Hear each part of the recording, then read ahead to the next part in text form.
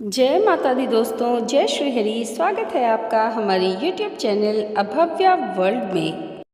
दोस्तों, आज की इस वीडियो में मैं बात करने वाली हूँ, अगर आप बृहस्पतिवार का व्रत कर रहे हैं और महिला हैं तो पीरियड्स में जो आप व्रत कर रहे हैं उसको लेकर अक्सर हमारे मन में ये सवाल होता है कि वो व्रत काउंट होगा या नहीं, या हमें व्रत करना चाहिए या नहीं, या फिर क्या हम किसी और से इस पूजा विधि को उस दिन करा सकते हैं, तो इस व्रत को गिनती में हम लेंगे या फिर नहीं। या फिर अगला सवाल है, अगर सारे व्रत करने के बाद उद्यापन के दिन अगर पीरियड्स हो जाएं तो क्या करें, उद्यापन उस दिन करें या नहीं। तो चलिए, ऐसे ही कुछ सवालों के जवाब आज मैं आपको इस वीडियो में देने वाली हूँ। तो प्लीज़ वीडियो को पूरा देखिएगा, और वीडियो अगर अच्छी लगे तो इसे लाइक, और हमारे चैनल पर पहली बार आए हैं तो सब्सक्राइब भी ज़रूर कीजिएगा। दोस्तों, सबसे पहला सवाल आता है, अगर गुरुवार के व्रत में पीरियड्स आ जाएं तो हमें गुरुवार का व्रत करना चाहिए या नहीं। तो इसका जवाब है हाँ, बिल्कुल हमें व्रत करना चाहिए, क्योंकि हम संकल्प लेकर जब व्रत करते हैं तो व्रत को छोड़ नहीं सकते, क्योंकि बीच में व्रत छोड़ने से व्रत खंडित माना जाता है। तो उस बृहस्पतिवार को भी आप व्रत जरूर करें, लेकिन उस व्रत को गिनती में नहीं लेना चाहिए। दोस्तों, अगला सवाल है, क्या हमें उस दिन पूजा करनी चाहिए या नहीं। तो इसका जवाब है बिल्कुल नहीं। उस दिन पूजा करना तो क्या, पूजा का सामान छूना भी वर्जित है।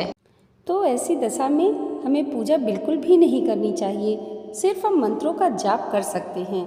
अगला सवाल है, कई लोग के मन में ये प्रश्न होता है कि अगर हम व्रत कर लें और पूजा किसी और से करा लें तो क्या उस व्रत को गिनती में ले सकते हैं। तो बिल्कुल भी नहीं। अगर आप पूजा किसी और से करा लेते हैं तो उस पूजा का फल आपको प्राप्त नहीं होगा। तो ऐसी दशा में भी आप किसी और से पूजा न कराकर मन ही मन मंत्रों का जाप करते रहें। मंत्र का जाप करने में कोई पाबंदी नहीं है। दोस्तों, बृहस्पतिवार के व्रत के बारे में मैं इतना ही कहूँगी कि आप संकल्प लेकर 7, 9 या 16 इसी संख्या में व्रत करते होंगे। कौन सा आपको 2-4 साल व्रत करने हैं, और व्रत की संख्या एक आध अगर ज़्यादा भी हो जाए तो उसमें कोई दिक्कत नहीं है। मैं इसलिए आपसे कह रही हूँ कि आपकी मनोकामना जल्दी पूरी हो और व्रत जल्दी फलित हो। इसलिए जब आप शुद्ध हों तो पूरी विधि विधान से खुद ही पूजा करें।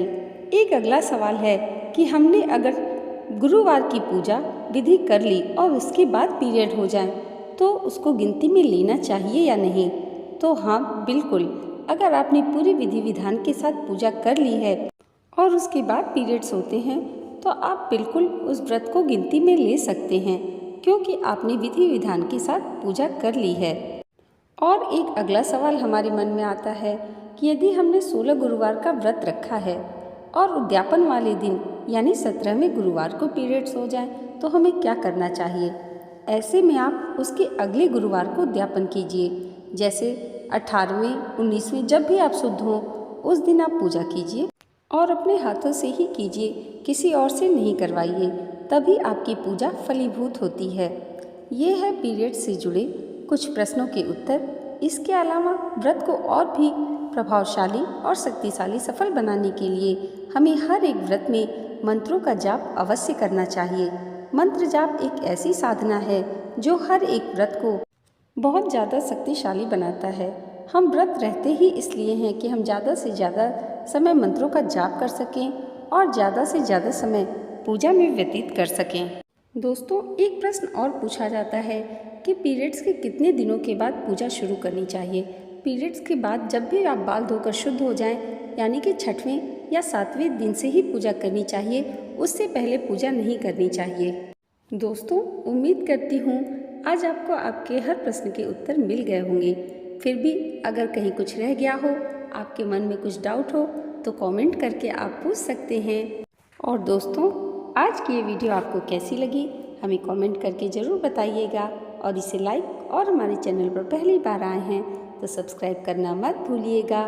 भगवान श्री हरि और माता लक्ष्मी की कृपा आप सब पर सदैव ऐसे ही बनी रहे, इसी मंगल कामना के साथ मिलते हैं अगले वीडियो में। तब तक के लिए जय माता दी, जय श्री हरि।